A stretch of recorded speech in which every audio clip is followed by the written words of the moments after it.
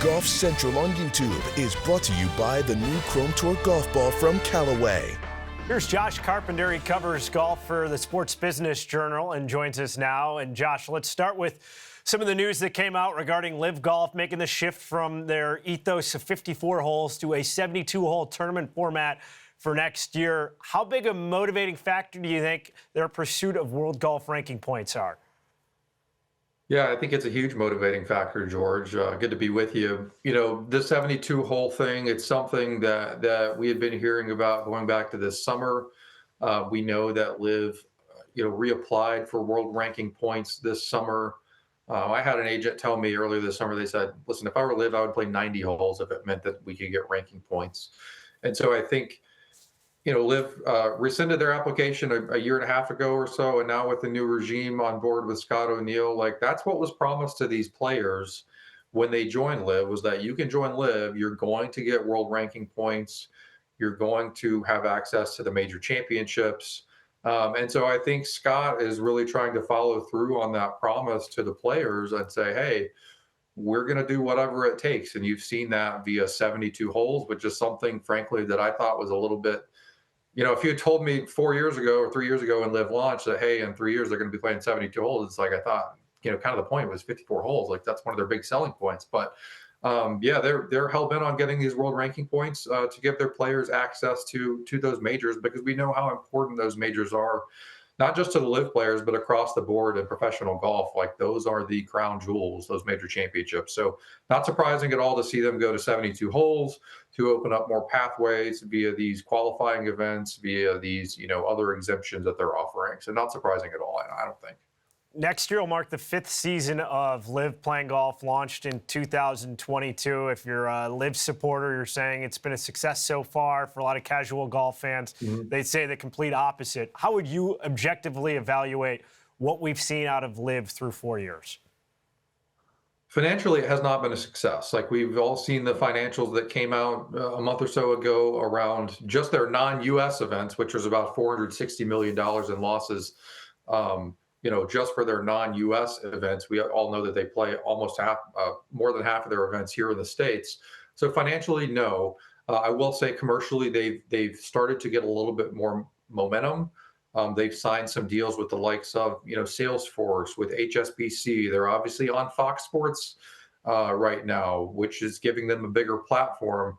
And they have disrupted the game, which I think is what they set out to do. They wouldn't say that, but I think I think you'd be lying if you thought that LIV didn't set out, 4 years ago is when they launched, right at, October of 2021, to be a disruptor. And I think they have been a disruptor. You can't say that they haven't been with the way, look at the way the golf world has changed so drastically just in the last 4 years. It's pretty crazy to think about. So I think from that perspective, you would have to say that they've been a success, while at the same time financially, obviously they're still hemorrhaging money, but they have the luxury of having the public investment fund at their back, $1 trillion or whatever that fund is at.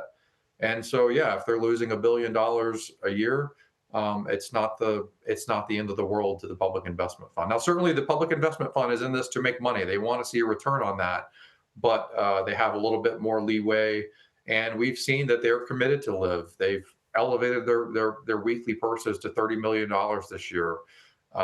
They've made this change to 72 holes. We saw this week that they filed for more trademarks for more teams. So it doesn't seem like LIV is going anywhere, and that's been my takeaway after being at a LIV event this summer, being at the Tour Championship. This is just the golf landscape going forward. There are going to be these two tours. They're going to continue operating. And that's just what we're dealing with for the long term. And touching on that point, the last public meeting between the two sides was, what was it, March? February. In February. So it doesn't seem like going forward that the fences are going to be mended like we may have thought, say, June 6th of 2023 when the announcement was first made. No, it doesn't seem like that, at least in the near term. If you listen, closely to Brian Rolapp's remarks when he was introduced at the Tour Championship, or when he made his kind of first State of the Tour address, he didn't really seem too interested in talking about LIV or doing a deal with them. He's focused on building the PGA Tour into the most successful business unit that he can build it into. And separately, LIV is focused on, you go to a LIV event and they're not super worried about what the PGA Tour is doing. They're worried about their own thing, being a global tour. You'll hear that a lot from LIV. They're focused on that. And I think too, a couple years ago, the PGA Tour did view LIV as a big threat, right? But I think if you talk to people at the tour now, there's less of that feeling around the tour, just based on the year that the tour has had. Very strong viewership figures, very strong on the commercial front from a sponsorships perspective. A lot of big deals they've signed. They've renewed with a lot of sponsors for another 5 or so years. So they've had a very successful year on that from that standpoint. And I think, yeah, both tours right now are just kind of content to go their own way. For quite some time, George.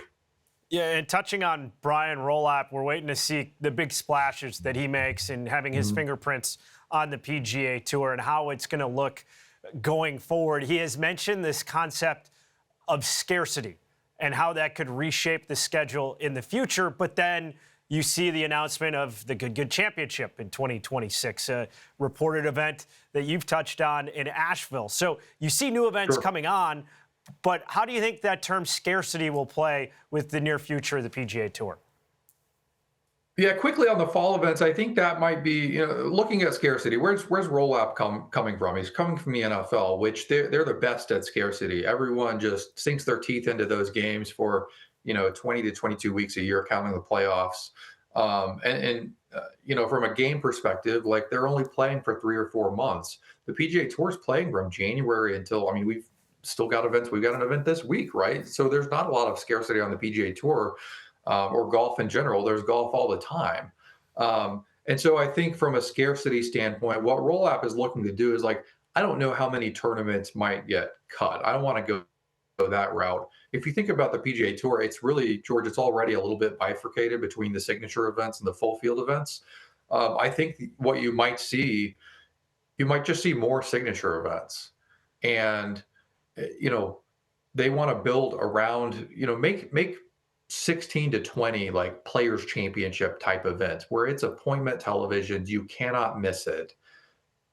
It's not a requirement that the big name players only can play those. Maybe they'll play those and still get to play some of your, Scotty Scheffler obviously is going to play all the big events. But let's say if the Nelson or Colonial is not included in those bigger events, he's still going to play those events. He wants to play those events. So I think what you might see is the tour kind of go in a direction of just really building around some of these premium signature events, maybe more than the 8 that we have now. And maybe that's the scarcity concept that they go around. Maybe they build their media deals around those signature events, saying here's the best we've got. We're still going to have other tours. We're still going to have other events. The John Deeres of the world. Everyone loves the John Deere. Everyone loves the Valspar. Some of those events are still going to happen, but maybe they're just not on that elevated level that some of these other, the Pebble Beaches of the world, the Rivieras of the world are on. And I think that's probably the route that they're going to go.